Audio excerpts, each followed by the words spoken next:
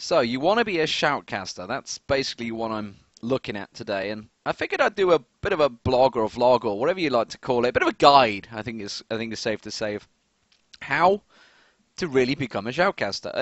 It's something that I get asked all of the time, as obviously the job I do now and the years that I've done it. And I'm by no means the best in the business. There's still lots to learn in commentary for me and for everyone around me that works on League of Legends, or be whatever game you work on. Obviously the StarCraft guys, there's a lot of experience in there.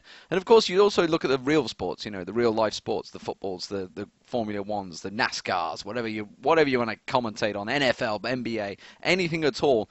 Pretty much the same sort of things always apply. So firstly, I've got 10 points, 10 pretty simple points that I've put together. I've stolen a few things from Red Eye's guide that he did before. If you've never checked that out, it will be in the description link below. It's a great guide, and honestly, you should probably read it if you really, really want to be a shoutcaster. Now, me personally, there's a bunch of different types of commentators. I'm a play-by-play guy, so I can only really give my opinion from a play-by-play perspective. But a lot of the points I think I'm probably going to cover really do stand out. They're probably the same for the majority of commentators, be you an analyst guy or a colour commentator, as we like to call them, which you think of. Certainly you guys that are probably watching this would think of that as a Jat or a Kobe or a Quickshot or a Jason Kaplan, someone like that. Obviously Freak, he's different. He switches between roles. He's one of the few people that can do that.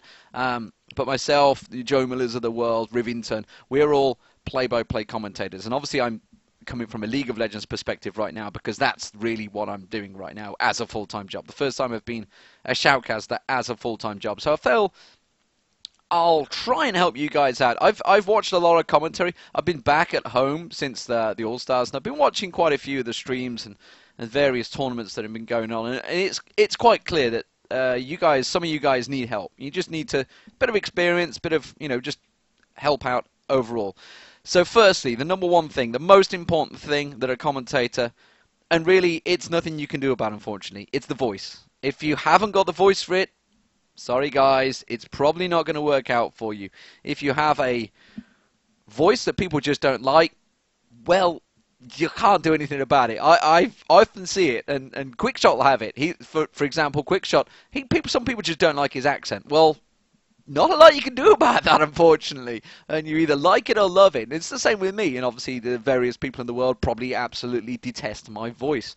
Apologies about that. But of course, there's a number of things you can do about your voice. Certainly the sound. You need to try and find a decent level of your voice that isn't going to be too high-pitched, too low-pitched, I don't know, or go a little bit too crazy, which sometimes I do. My voice tends to go a little wobbly now and again.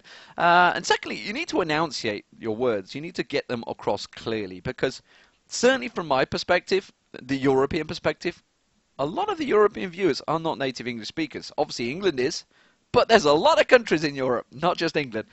Although us British like to think England is the whole thing. But unfortunately, yeah, there's a lot of people that is their second language, or even third language, or fourth language. I mean, I'm thinking of Shocks. She speaks, 5 different languages. So English is not her first language yet. So if we don't enunciate the words correctly, sometimes the meaning will not get across properly. So you've got to make sure that's one of the main things you do to start with. So these are the very basics that you should probably have learned at school as well, not just in casting. And also the pace of your voice. You can't go too fast or too slow, because that will get irritating. For example, I hate to use a real life example, but Freak used to go way too fast now and again, and he's paced it brilliantly. He's definitely slowed himself down. It's worked. I go too fast quite often, but luckily, because I'm a native English speaker, sometimes it's fairly clear. So hopefully, when I do have the moments of excitement, or when there's a heated play-by-play moment, a big 5v5 fight, or even in an FPS game, if there's a lot of action going on at the same time, hopefully I can cover it in a clear English manner. So, number 2. It's something that actually a lot of people do struggle with, and it's personality. You may not be the most charismatic guy in the world. Well, tough. If you're not, and you want to be a caster, you maybe have to falsify it a little bit. For example, if off camera you are definitely a deadpan, I don't know, humor is not on the same level as anyone else, I'm looking at quite a few of the commentators out there right now. There's a few people of this ilk. You simply have to basically create an on-screen personality for yourself.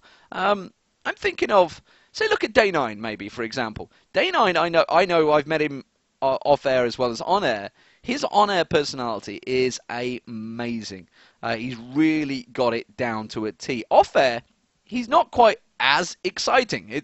Nor am I. Absolutely not. I'm completely different off air. I know that for a fact. When I'm not staring at this camera, I definitely change as a person because, simply put, you just react. You realize you've got to switch on to the moment of when that camera is on you. You have to give it 100%, and sometimes it takes a lot out of you when the camera goes off. Afterwards, you're like, oh, deflated down. But you've got to have that personality, that screen presence, to get the people really wanting to listen to you and want to know what you're going to say. So, when you're staring down the camera, you guys at home obviously watching this now, you want to pay attention to what I'm saying. Well, that's great. Which moves me on to number 3. It's enthusiasm. You've got to have a good style and technique. You can't be going too fast. You can't be going too hyper. You can't be going too slow. You need to be excited at the right times, but not get carried away if it doesn't warrant it.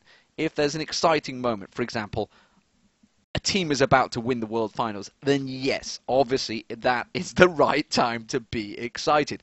But if one team is, for example, to use a League of Legends term, 20,000 goal behind, they're pretty much down, there's no inhibitors left, they're pretty much out of the game, and it's been going on like that for the last 15 to 20 minutes, and it's clear one side is winning, then don't overhype it, because everybody at home knows this team has won, so therefore let's talk about something different. Or, when I say talk about something different, obviously you talk about the game, but you talk about the future games, or how this puts them in the light of the league, or rather than basically going, oh my god, this is amazing, they may come back and win. It's like, really? That happens probably once in 1,000 games. If it does happen, then yes, the exciting moment. The CLG Moscow 5 being that prime moment. But really, think to yourself, when does that happen that often? I can think of Frost versus Blaze is probably the only other game I've ever seen something like that really, really happen. And of course you have those backdoor moments. Yes, these are exciting times. But if it's clear one team is winning, don't overhype it because it's obvious. It doesn't come across well, and it actually hurts you as a commentator because everybody at home is like, what is this guy on about? It's like, this game is over.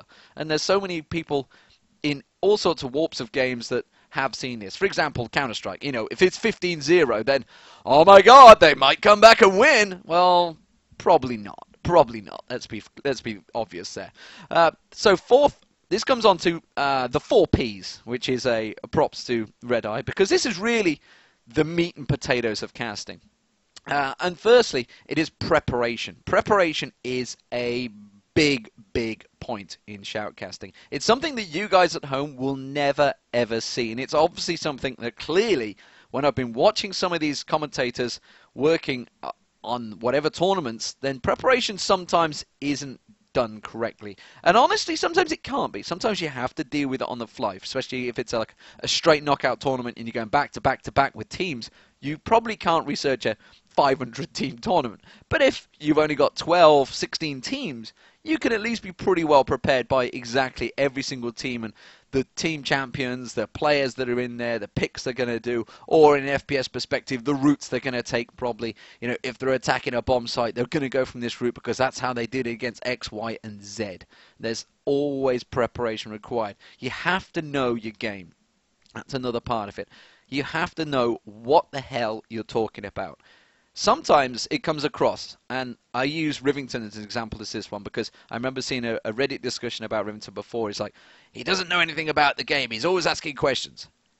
That's the point. That's his job. He knows the game, but it's not his place to say it. It is the color guide, the analysis. It's his place to say it. If I'm alongside Jat, I am not going to suddenly spew out information because Jat is far better at it than I ever will be with the information. He's a smart guy, and that's why him and every other color caster out there, it's their position to spew out those facts. And if that's you, then you need to make sure you know those facts down to the wire. Apologies, my camera's randomly blowing in and out because I'm waving my hands around. It doesn't like me.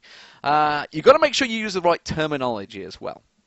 So, for example, to use League of Legends as a prime example, because it's a really tricky one to grasp, there's a lot of skill names in this game, and you may not always get them right. I know I certainly don't.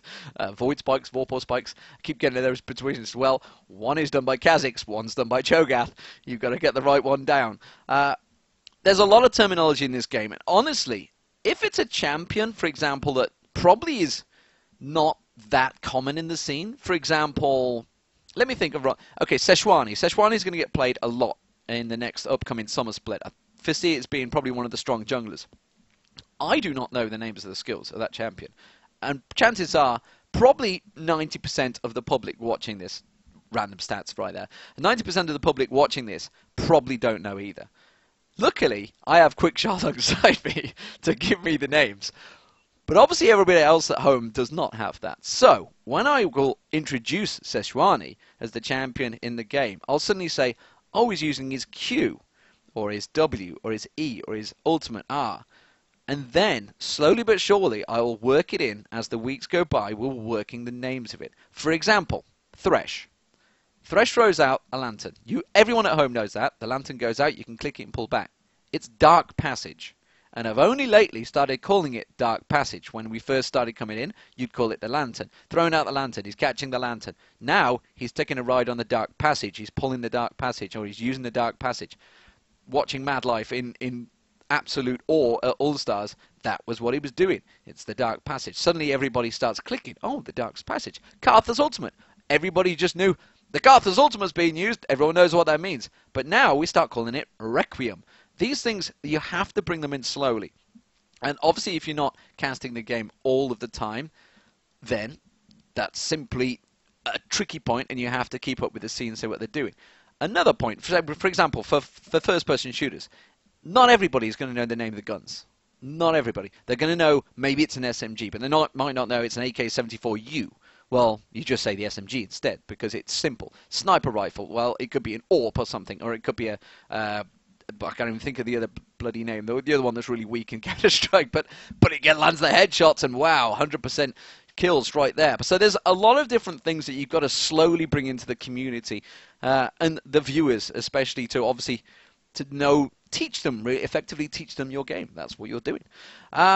You also need to know the characters, the abilities, and this also blends into it. So, for example, another part of this, of the preparation is, for example, best example I can use, real life example, was the promotion series that we did just a few weeks ago for Europe and North America for the LCS in League of Legends. There was a number of teams in there that you guys at home probably didn't know their name. For example, Meteor Makers. You might not have known the mid laner is Sharu. So we would have said instead, when he'd pick Karthus, we'd say Karthus is coming in, or we'd say Sharu on Karthus coming in. So we'd make sure we'd use the name and then the character name. So then at home, you're instantly making the link going, oh, that's Sharu. Whereas before, you probably wouldn't have a clue who Makata, Maklara, or anyone like that. You wouldn't know those guys' names unless you were pretty big in the scene, in which case you'd know them anyway. But that's what I'm saying. So obviously, we're going to be starting the season soon. We're going to have 3 new teams in there. We're going to have Alternate in there, Meteor Makers, and if I can remember the names, Sinners Never Sleep. It was Sinners Never Sleep. They got through, wasn't it? So there's going to be teams and names in there that maybe you don't know. Maybe you guys at home won't be aware of them. So we have to bring them in slowly. We have to introduce the name, the players, the characters. This is all stuff you have to prepare for. You have to have all this worked out ahead of time with your co-caster as well, which leads me to the second one. You've got to practice, and you've got to practice off air.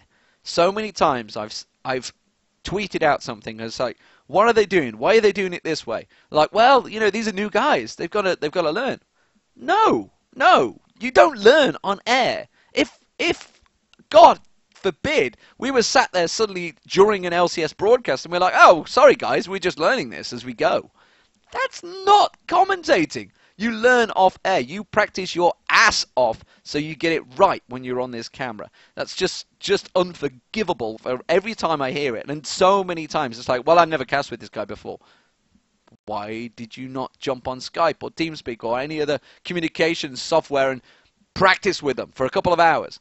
Good God, me and Joe Miller, when we first started out in Battlefield 1942, I was commentating on my own, solo casting. When Joe wanted to start up, we sat and practiced for hours and hours and hours. And you go back, you listen to what you've broadcast, listen to what you've tried out, and listen to it again, and then you go, okay, I need to do this, this, this. We did this wrong. We need to be a little bit better here. And you practice so you nail it when you get on there. If you're a commentator and you're streaming, you don't know who's watching. You could have Mark Merrill watching you. You could have Brandon Beck sat there going, this guy's awesome. Let's get him. Or you might not. But you don't know that. Nobody knows who's watching you at the other side of the camera unless you really are checking out every single stat, which is you may have a personality trait problem right there in itself. But that's going aside. You've got to make sure you only really get one chance at this, and you have to nail it the first time around. And suddenly, if you're good, people will be telling you you're good. They'll be saying, suddenly posts will be going up going, yeah, this guy is actually really good. He's legit. He knows his stuff. You only get a couple of shots at that. If you come out and you're terrible, deadpan, die in the water, bomb horribly, then that will live with you. And anyone, you guys at home that watch Reddit, you'll know. Because you'll see it. There's so many casters that have already come and gone in the time of League of Legends. It's only been around for 3 years. There's so many casters come and gone that have tried to come into there from various other games that have thought they're God's gift, and suddenly they've died on their ass in the first game, and then that's it. They'll never recover from that. And that's a problem with the community, but it's also a problem with the caster, because it's the caster's fault that he put himself in that situation in the first place. So, that moves me on to the next point, and that's passion. Because if you don't like the game that you cast, it shows. And what the hell are you doing here casting it in the first place? There's other people in line that want to be casting this game. There is a lot of people right now that really want to cast League of Legends. And why not? It's the biggest game in the world that is being broadcast to millions of people as the events go on. We are seeing record numbers in esports. And there's no surprise that there's a lot of commentators from other games that will get jealous about this, and they're going to try and jump ship and try and get in there. Well, that's great. And if you're a great commentator, maybe you can get away with it. But generally, it does not work. If you do not enjoy the game you're commentating, it will show, and it will show to everyone watching. So you have to make sure you love it. If you don't love it, then why do it in the first place? Because you effectively... I can't get my head around a number of casters that do this, and they'll jump across game to game to game to game to game, and it's simply that they just don't enjoy that game. And it shows. It comes across as a horrible, horrible broadcast half the time. So, that moves me on to the fourth P. If you've not been catching up, it's preparation, practice, passion, and the final one, presentation. You have to make yourself presentable. You have to sit up straight. Sit up straight in your desk. Look down the barrel of the lens, which sometimes can be soul-stealing. But you don't want to have shifty eyes. You're not going to be looking over here, looking over here. Like if that camera's on you, you need to be looking at the camera, not looking over here, not looking over here. It's fine if you're with a co-caster. You can talk to your co-caster that's alongside you, because you're both going to be in shot, and it just shows you having a straight conversation with the guy. But while you're doing that, you can be talking to him. And as you're making a point, you turn, look at the camera, and make your point, and then go back to him and talk. And it keeps the viewer, you guys at home, it keeps the viewer in the conversation. It makes you part of what is happening. And that's simple. But it's not easy for a lot of people to understand, because there's a lot of bedroom casters out there which may be absolutely fantastic, but putting in an alien environment with cameras everywhere, it could throw them out. Another part is dressing for the event. I don't mean the OGN outfits that are beautiful and stylish, by the way. Dora Monte Cristo, absolutely lovely. But no, you don't need to have the shirt, the tie, the jacket, the waistcoat, that... Oh my God, they've got everything on. Everything's going on there. And sure, if the company wants you to do that, then I guess that's their prerogative. So for example, MLG, they'll make you wear ties. I don't personally agree with ties on air. I think it's a little bit over the top. Shirts and jackets is probably as far as I ever want to push it, because at the end of the day, you guys at home are not sat there in shirts and jackets. Every gamer is not sat there in a shirt and jacket. They are in t-shirts. They are in whatever team shirts they may have on, or blazers, or not going to have blazers on. I'd love to see the day that I see a gamer come in like a shirt and tie and just sit down all serious. I don't think so. So you've got to be relevant to your audience. And obviously you don't wear stupid slogan t-shirts. I mean, you can wear some slogan t-shirts, but not with swearing on. And it's just simple ethics, really, of being on camera. Some stuff that just isn't going to, religious views or whatever. You may have these views. You may have, I don't know, some sort of ethnicity views or God knows what sort of views of the world, some political agenda behind you, but don't bring it to the camera. It's not the right place. You are there to commentate esports. And it could be another sport. It could be generic sports for all I care. You are there to do that job. You're not there to broadcast your political views or your religious views or whatever type of views you may have. Another thing is actually hand placement. This is a tricky one because it's okay to wave your hands around, but don't sit there like because that's just weird. Don't do that. But you can gesticulate if you like. I mean, that works fine on camera because you're getting your point across. And this is something that everybody that does presentation in real life, be them presenting some sort of product or whatever, that's something they'll do as well. So the gesticulation is perfectly fine. So that moves me on to the eighth point, which is research. This kind of goes hand in hand with the presentation, really, but you need to know all the background of the teams, especially if it's a big major tournament, something like the World Finals, or even, for example, the European LCS or the North American LCS, or if I was to go over to Korea and cast suddenly the OGN suddenly alongside Monty and Doa and suddenly cover them games. They would expect me to know what the hell is going on, and honestly, you guys at home would expect me to know what the hell is going on. For example, the All-Stars. We just had the All-Star tournament. Every caster that attended that had to research the tournament, had to research the players, had to research and know what was going on. And that's simple. The simple basics of commentating. You have to know the history of the player, of what they've done, where they've been. Maybe they've come across from a different game. Maybe you shouldn't be mentioning the other game. That's another thing. That's something you check with the broadcast company as well. Maybe they don't want you to mention certain things. For example, we couldn't mention a certain country while in China. And you guys probably noticed it when we were calling the Garena All-Stars. We couldn't call them their real name, TPA. We're not allowed to use that correct term. And see, it's still drilled into me, professionalism. And even if you mention it in Jat's presence, Jat will go, don't say that name in my presence, because he didn't want it in his mind. And that's just simple research. You can't do things like that. You also need to know really the results as well. The results, the players, the previous encounters they may have had. For example, the Chinese LPL teams have met in the OGN before. For example, World Elite were in the OGN in the early seasons, as well as obviously some of the European teams were in there and the North American teams. So the CLGs were in there. St. Vicious went to Korea. So these are all different things that could be mentioned. The fact that these guys have met each other before. I can't remember exactly what they mentioned that St. Vicious had played against the, Shy. Or actually, probably not sure if it would have been against Shy. It would have been Cloud Temple. And Shy may not have been there at that time. It was before the Wound change around.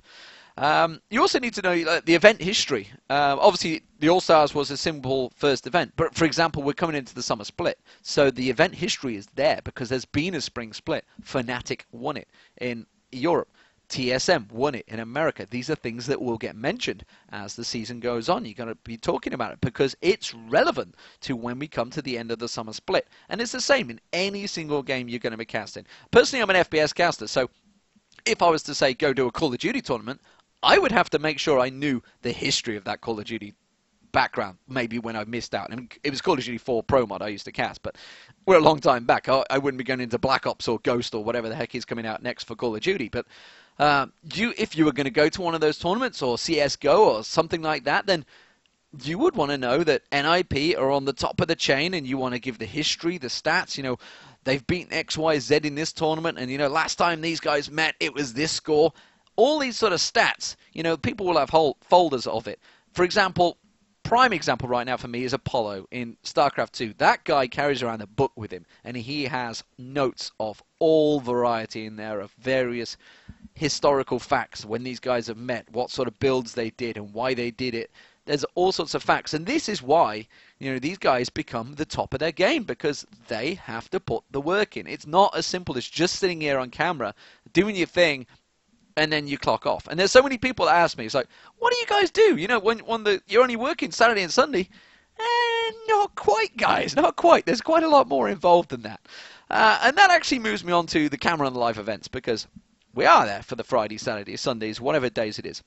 And this is actually, the camera presence is a big issue. So many times that I've gone to events, and there's, say, a new bedroom caster there that's making his first step into a broadcast, and they are cacking their pants because they are just like, there's a live audience in front of me. Holy shit, I've never been in this situation before. Suddenly they realize they're not staring at their monitor. Suddenly they realize there's a camera here, there's a camera over there, there's a camera over there. Which one do I look at? Which one do I look at? Which one's got a red light on? Oh my god, I can't see the red lights because there's an auto cue blocking them. These things happen, guys. These things happen. And you have to rely on A, the camera crew, or B, simply knowing what you're doing. And maybe just talk to your production crew, talk to whoever's running the show and say, okay, how do you want to do it? Rehearsals, they're a big, big thing. They are boring as shit, trust me. Rehearsals can be the longest, most drawn out day you'll ever have in broadcasting, but they are worth it because the production, the technical, the camera guys, the sound guys, and you guys, effectively your furniture. Your furniture for rehearsals. You do take a lot out of it because you understand the workings of the show, of what's happening, this camera. When this happens, this interview over here, then the camera guy needs to run over here, so you need to fill for that gap so they can get in position to do the next shot. There's a lot of workings that go on these big live productions. And if you guys are ever lucky enough to step up to it, you'll see what I mean. And maybe you guys at home, if you've ever been in a crowd and you've managed to see us, because we'll be there in a stadium, especially the China All-Stars. We were right there in front of a whole crowd behind us, the Chinese audience. They probably didn't know what the heck we were saying. But there was quite a few guys there that were understanding our language and know what we're doing. They would have seen the inner workings of that show. They'd see this camera guy sweeping along with the camera. God, they're graceful with those great big cameras, trust me. It's amazing to see. But there's a lot that goes on behind the scenes. And you guys, the bedroom casters, anyone that's up-and-coming casters, may not be used to this, may not be experienced with this, and especially if you've got to run your own production, which some of you guys at ESL have to do at the moment, having to do the buttons and everything. You have to know the camera's on here, boom, pull the lever down, put the mics up, don't leave yourself muted. We've all done that before, coming on air, but there's a lot that goes on at live events that you guys, and honestly, there's not a lot you can do to practice it, because simply put, you'll only ever get the experience from being there. But you can prepare yourself. You can say, okay, I'm going to be staring down this camera. For example, I know that Red Eye went on media training courses and learned about staring down the cameras, doing various things. Not looking over here, looking over here. It's like, no, the camera is there. What are you looking over here for? And for example, when I've set up this stream, I've got my stream broadcaster right in front of me. I'm staring at myself.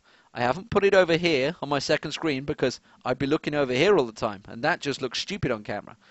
That's why I look over there. It's actually why one of the problems we do have with broadcasting at the moment is, where do we put the monitor? Because this isn't a problem for any other sport. It's only an esports issue. Where does the monitor go? Does it go on the bottom of the lens? Do we try and capture it from there? Well, no, because that's actually pretty tricky, because the camera's often probably 10, 15 feet that direction, and you're trying to read an auto cue or look and trying to commentate a game from a screen like 15 feet away. That's pretty tricky, guys. So you've got this big 24-inch monitor or whatever size you would have there, and you've got to think of a position for it. Often it's angled, and that's not even easy to see because you've got stage lights beaming down on you. So you have to figure out, and you'll notice it when you watch the next LCS. You'll see us looking down at the picks and bands. It's something I actually hate, but there's no other way around it at the moment. We'll be like, oh, they've gone for that champion. Well, that's amazing. Oh, they've gone for that champion. And we are having to look down. There's no other way around it. But you guys at home, you can practice it still. You can practice, okay, if this is going to happen, I need to be in this position. And finally, that moves on to my next and final 10th point, which is enjoy it. If you're not enjoying it, then why the hell are you doing it? For me, it was only ever a hobby coming into this. And it's a hobby that's become my job, my full-time job. And I absolutely love it. And I think it shows on camera, and I think there's a lot of you guys that have mentioned it. And honestly, everyone involved that's commentating, or you've got to enjoy the job you do, or you've got to enjoy the casting. If you're not enjoying casting, then God, you are stupid, I don't even know why you're doing it, because you have to be flame retardant, because you're going to get flamed to hell if something goes wrong or you say something incorrectly. So you've got to make sure you enjoy it enough that you can take the criticism. You can take, and the criticism's not always a bad thing, by the way. You have to take the criticism, and sometimes you have to take it on board and say, that's a very good point. I'm going to change that, and I'm not going to do that in the future. And that also goes to my final point, which I actually missed out on, is watching yourself back. It's probably the most important thing that I've ever done, is watch myself back. You pick out things you've said wrong, phrases you've maybe said incorrectly, or just maybe even sentences you've repeated, like off the back of that one. Things like that you repeated far too often, and you make sure after watching it back that you think, right, I'm never going to do that again, and you try not to repeat it. You can use the phrase maybe once, twice, but don't use it all of the damn time. And that comes to the conclusion, really, at the end of my shoutcasting. A little play-by-play thing. I may do another one with a game, maybe sort of saying different things, different approaches to a 5v5 fight or something like that, of how you could cast it, different ways of analyzing it, different ways of looking at it. But for now, I thought I'd just throw this together and hopefully help some of you guys out at home. I don't know whether it's going to be useful to you. Hopefully it will be. If not, please feel free to leave the comments. I will check them out. Yes, even the YouTube comments, guys. I will read through them. So thanks for listening, guys. This is D-Man, or Lee D-Man Smith, if you really want my full name. But you're watching on my channel or through Twitter. So anyone else that's found me probably knows who I am already. Thanks, guys. See you later.